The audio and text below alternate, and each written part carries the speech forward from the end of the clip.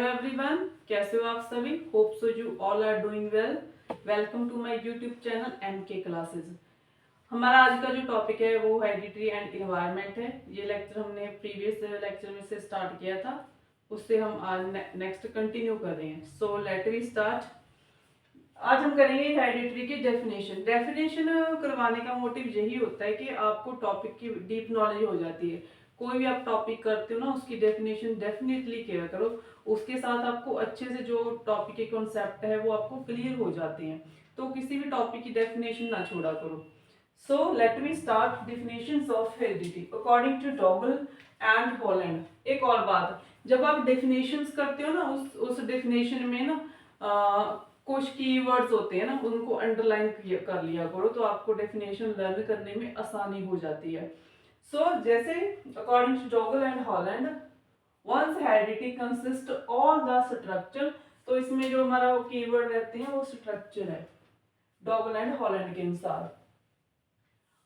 Consist of all structure, physical characteristics और functions. इसमें क्या है कि हेरिडिटरी क्या होता है, हमारा बॉडी का स्ट्रक्चर। बॉडी में स्ट्रक्चर का मतलब ये होता है कि हमारी बॉडी का हर पार्ट, चाहे हमारा आउटर पार्ट ऑफ बॉडी है चाहे internal parts of our body, हमारी बॉडी के हर पार्ट को कंसिस्ट किया जाता है हेरिडिटरी में।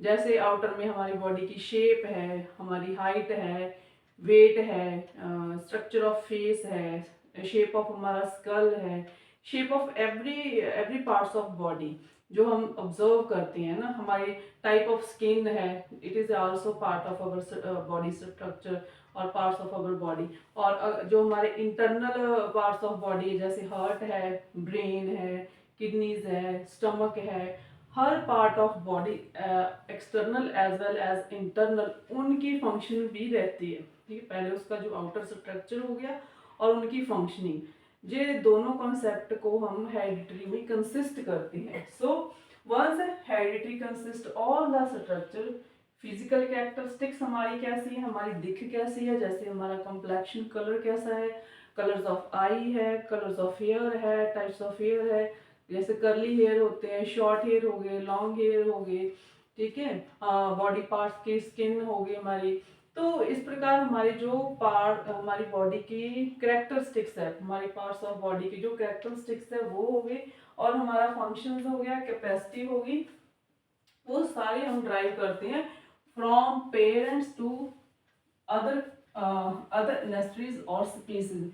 ये सारे हमारे फिजिकल करेक्टरिस्टिक्स होते हैं, जे हमें अपने पेरेंट्स और ग्रैंड पेरेंट्स से हमें मिलती हैं।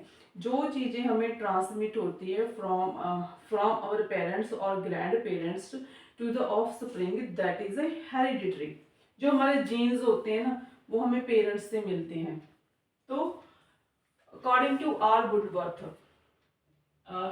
Hereditary cover all the factor. इसमें अब फैक्टर्स की बात की गई है, that are parents in the individual.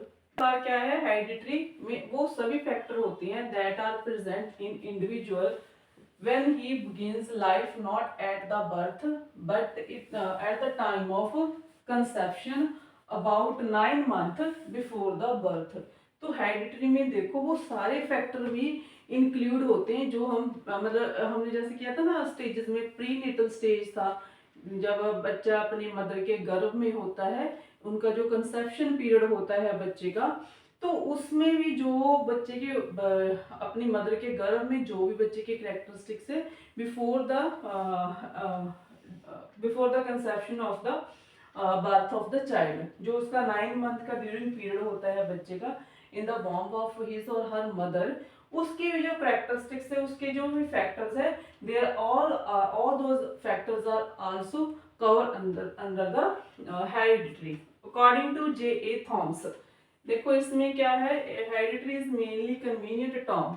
तो हेरिडिटरी एक टर्म है for the genetic relation between the successive relation, जो हमारे जीन्स हमारे पेरेंट्स से मिलते हैं। ठीक है, जब हम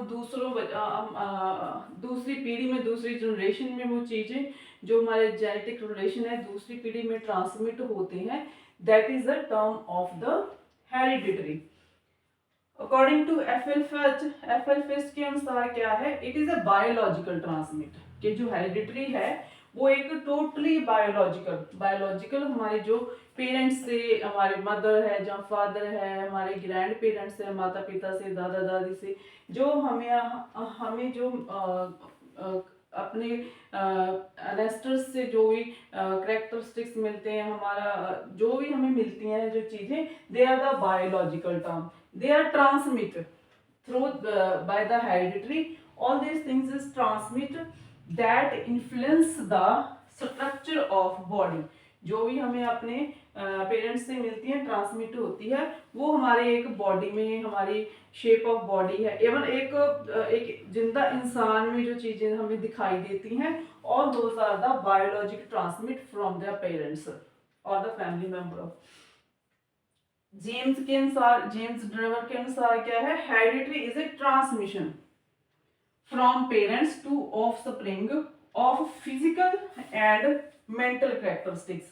अब देखो जेम्स ने फिजिकल एंड मेंटल कि जो इन दोनों कैरेक्टरिस्टिक्स के ऊपर इन्होंने फोकस किया है, ठीक है। जेम्स ड्रेवर ने क्या कहा है, ये भी एक ट्रांसमिशन का ही पार्ट है हेरिडिटरी, जो हमारे पेरेंट्स टू ऑफस्प्रिंग जो चिल्ड्रन होते हैं उनकी जो फिजिकली और मेंटली कैरेक्टरिस्टिक्स है, इन्होंने सिर्फ दो कैरेक्टरिस्टिक्स को लिया है जेम्स ड्रेवर ने, physical as well as a mental characteristics which are offspring received from their parents, जो हमारे ट्रांसमिशन होती है from the parents to the offspring, their physical as well as their mental characteristics.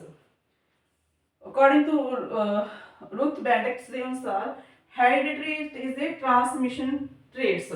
तो इसमें क्या है, hereditary क्या है कि ट्रांसमिशन ट्रेट है। ट्रेट हमारे कोई भी, हमारा फिजिकल है, मेंटली है, इमोशनली है, सोशल, जो भी हमारे ट्रांसमिशन ऑफ द ट्रेट होते हैं from the parents to the offspring, that is a part of a hereditary. ये हमारा सारा हेरिडिटरी की डेफिनेशन थी। नेक्स्ट हमारा रहेगा लॉ ऑफ हेरिडिटरी, कि हेरिडिटरी के कौन कौन से लॉ है, ठीक है, इनको हम डिस्कस करेंगे। इसके द्वारा भी आपको हेरिडिटरी का जो फुल फ्लैश कॉन्सेप्ट है आपको क्लियर हो जाएगा। So there are the 3 law. कितने लॉ के बारे में बात की गई है, 3 लॉ। जो लॉ है जो मंडेल ने दिए हैं, मंडेल ने अपनी स्टडी अलग अलग मतलब के स्पीसीज के ऊपर अपनी स्टडी की है, तो उसके थ्रू इसने अपने लॉ 3 लॉ को प्रोवाइड किया in the under the psychology. First law है लॉ ऑफ सिमिलैरिटी, ठीक है। इसमें क्या है, like begets like. Explain the children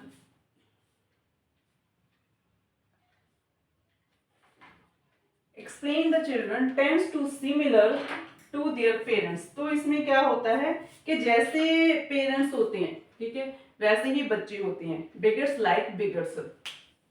they explain the children tends to similar, तो इसमें क्या होता है, सिमिलैरिटी होती है टू देयर पेरेंट्स, बच्चे अपने पेरेंट्स की तरह ही दिखाई देता है, ठीक है। जैसे पेरेंट्स है, मदर है, फादर है, उनकी जो फिजिकल कैरेक्टरिस्टिक्स है, तो बच्चों के हूबहू वैसे ही दिखते हैं, है ना। उनकी शक्ल सूरत अपने पेरेंट्स की तरह ही, उनकी हाइट है, जहाँ कलर कॉम्प्लेक्शन है, all those things they are similar.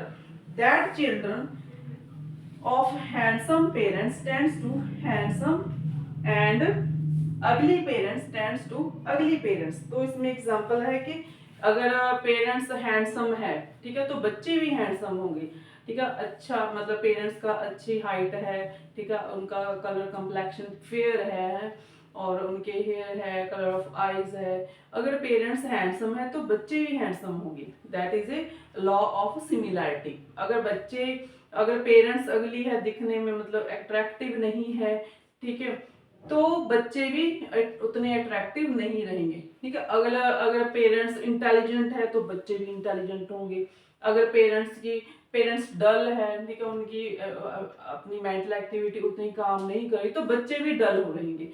तो ये एक लॉ है, लॉ ऑफ सिमिलैरिटी का। बट उसको बाद में है ना, इसको क्रिटिसाइज किया गया था कि ये लॉ को प्रॉपरली मतलब यूनिवर्सली तौर पे इसको डिस्कार्ड कर दिया गया था। तो एक बार आप इसका स्क्रीनशॉट ले लो। Second law is law of variation. Variation मतलब डिफरेंशिएट होता है, ठीक है, डिफरेंस उसमें उनमें डिफरेंस पाया जाएगा। तो वेरिएशन मतलब difference. All the members of family group will resemble one and other to some degree.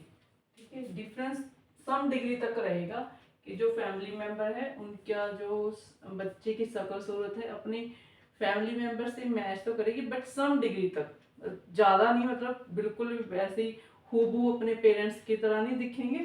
तो ये सम डिग्री पर होता है। They will also differ some time considerably from one other. Some time हम देखते हैं कि जो बच्चे होते हैं ना वो अपने पेरेंट्स से बिल्कुल अलग दिखते हैं। सो ऐसे उनमें वेरिएशन रहती है। Childrens are not exact replica of their parents. बच्चे अपने माँ बाप की हूबहू कॉपी बिल्कुल भी नहीं होते, बिल्कुल उनके ऑपोजिट होते हैं। According to this law intelligent parents have dull children और वाइस वर्सा। इसमें क्या है कि जो अगर पेरेंट्स बहुत इंटेलिजेंट है, हो सकता है उनके बच्चे बिल्कुल डल हो, उतना इंटेलिजेंट ना हो। ठीक है, और अगर पेरेंट्स काफ़ी अगर पेरेंट्स की इंटेलिजेंस ही डल है, हो सकता है बच्चे काफ़ी इंटेलिजेंट हो, तो इस तरह उनका वैसा वर्ष रहता है। इसमें रिप्लिका बिल्कुल बच्चे हूबहू अपने पेरेंट्स की कॉपी नहीं होते। So that is A called the law of variation. इस तरह के जो आपको कैरेक्टरिस्टिक्स दिखते हैं तो वो होता है लॉ ऑफ वेरिएशन का, है ना, हेरिडिटरी। लॉ ऑफ रिग्रेशन, तो इसमें in the seven he said that tendency for the children of very bright parents बहुत ब्राइट है तो उनके कंपैरेटिव लेस है, ठीक है, लेस देन देयर पेरेंट्स। तो इसमें क्या है कि जो पेरेंट्स है दे आर वेरी, है ना, very intelligent, they are very bright parents, but उनके जो बच्चे होते हैं, उनके जो चिल्ड्रन होते हैं वो अपने पेरेंट्स से लेस होते हैं। इनमें तो बिल्कुल भी नहीं है, ठीक है, बिल्कुल भी मैच नहीं करता, वेरिएशन रहेगी, डिफरेंट रहेगा। इनमें क्या होता है, लेस होता तो है बट उतने ही नहीं होते जितने उनके पेरेंट्स होते हैं। And comparable tendency for children of very inferior parents और लेस। तो क्या होता है इसमें, कई बार बच्चे मतलब काफी इंफीरियर होते हैं, जहाँ पेरेंट्स काफी इंफीरियर होते हैं, बच्चे उनके कंपैरेटिव लेस इंफीरियर होते हैं, उतने इंटेलिजेंट नहीं होते।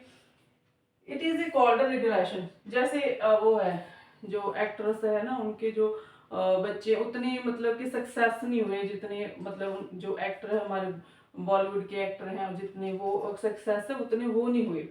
तो जैसे अमिताभ बच्चन है ना, he is a very successful in his acting, but उनका जो लड़का है अभिषेक बच्चन है वो उतना ब्राइट नहीं है ना इन द एक्टिंग।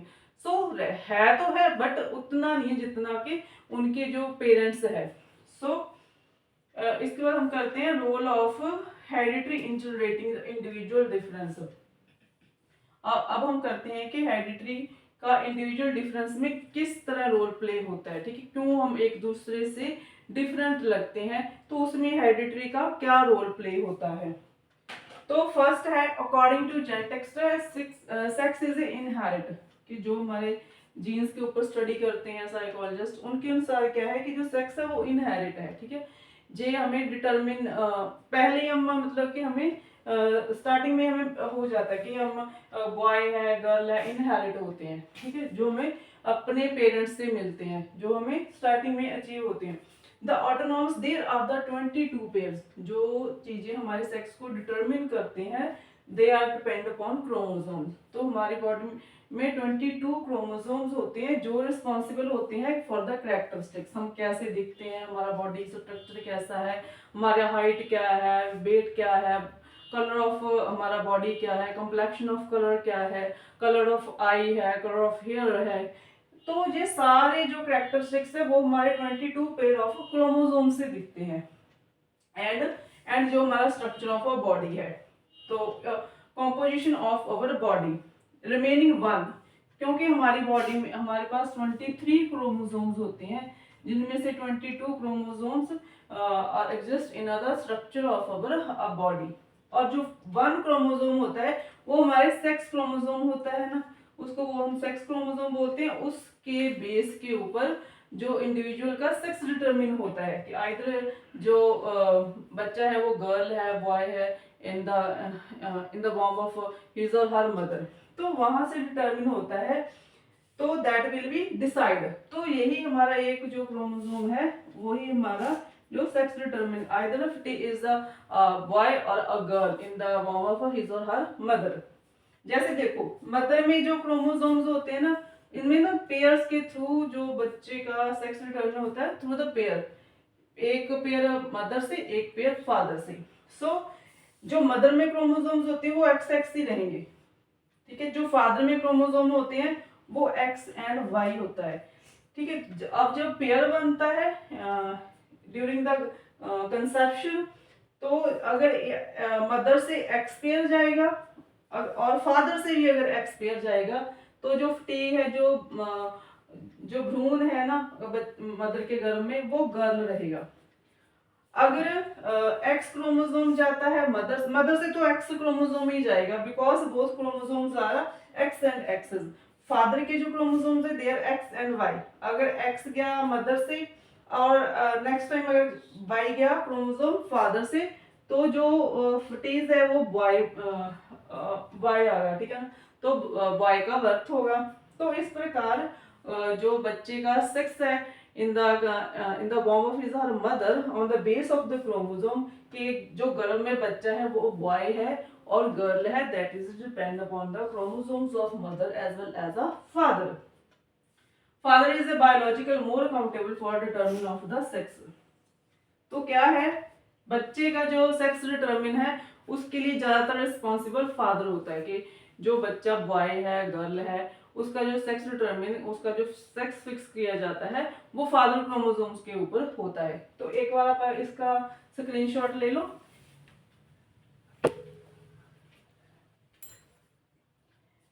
तो नेक्स्ट कंटिन्यू करेंगे, इतना एक बार पढ़ लेना हेरिडिटरी का।